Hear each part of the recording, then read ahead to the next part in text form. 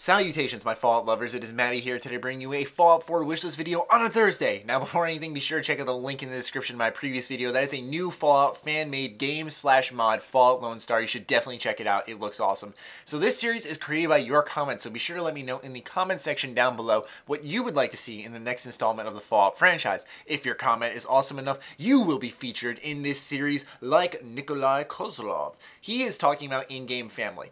He says, I also love my idea when creating your character. You can create another being like a brother to you, living in your own home, choosing your age, and that sort of thing. I could love having a brother or sister in Fallout 4, know someone, consider protecting them, teach them, and make them stronger and more intelligent, and that you and having an emotional level. I apologize for his English, by the way.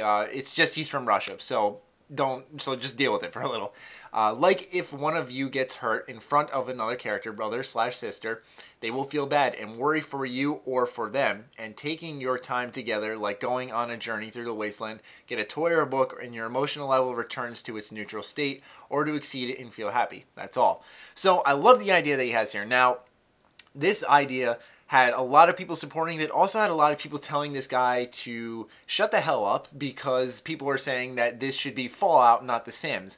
Now, I'm all for that idea. That's why I really don't cover the whole making your own community and stuff. But this, a sibling or some form of in-game family would be awesome. Now, I think the way they should incorporate it is instead of having you create it, the game generates a person to look like your character based off your choices, and out of complete nowhere, this person appears, claims you're your brother, and then you're completely mind blown, like, holy crap, I have a family member out here, like you're assuming they're dead or something like that, and then it just brings in this whole side story that would be totally awesome to see happen.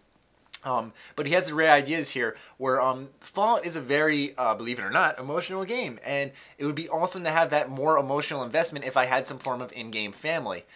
This idea that I think I have about having the game generate someone who looks like you and having them appear out of nowhere, claiming they're your brother, and then you finding out proof and learning about your family's backstory and everything, based off maybe your choices and stuff that happened before the Great War or something, I'm not sure. I think that would be very, very cool and a great opportunity for Bethesda to really create some emotional attachments.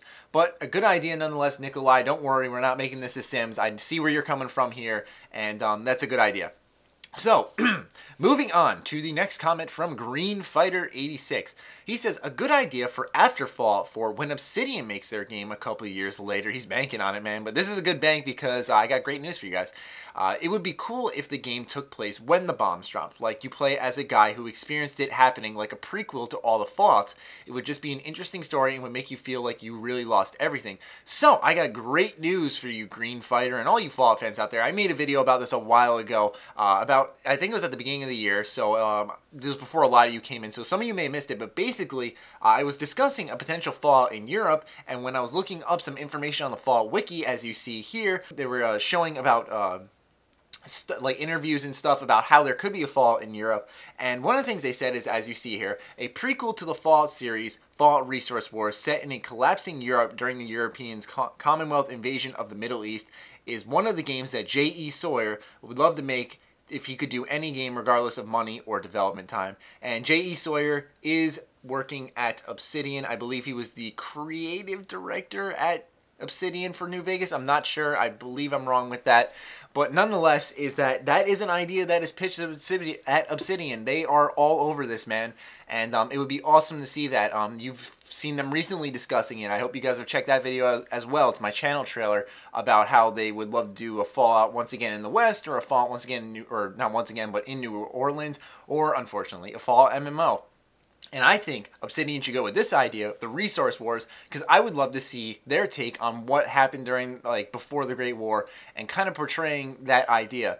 The only scary part is that I feel like before that, it would turn into kind of like a basic first-person shooter, if you get what I'm saying. But I feel like since they're the game creators, I will put the trust in them. But I want to let you guys know that this idea has been tossed around, and I would absolutely love to see it. That's one prequel I am totally for in a video game series. And moving on to the final comment from Never That Kid, a very frequent fan. Thank you for all your support. He says, I would like them to fix the freezes. Freezing and frame dropping are literally the most annoying things when I play this game on console. Amen. Now, I play this game on PC, so I couldn't really relate to it that much, but boy, oh boy, when I did like my third playthrough of Fallout 3 on the PS3, the amount of freezes and redos I encountered killed me. You know, I didn't really experience it in my first playthrough. I don't really remember anything on my second, but my third one, holy crap, I remember it so specifically, especially during the Operation Anchorage DLC. Nonetheless, enough of my personal stories here. This is something that needs to be fixed, because if there's one thing in a big open world RPG that pushes me away more than anything, it's when the game crashes and I have to redo everything, and it makes me not want to do it, and then I get too lazy to come back and play it, and then I don't play the game, and I don't care what game it is. That happens to me all the time. Now, that's not saying I just drop the game instantly, but it is worth saying that that is something that's obviously needing fixing. Also, frame drops, yes, that's something that should be fixed with the next generation of consoles. We all know Bethesda is currently focusing on next generation consoles, so I don't think we will have to worry about frame dropping. Freezing maybe, but I think that they learned their lesson. I really didn't experience a single freeze with Skyrim on consoles, and I'm not just saying that because I love Skyrim to death.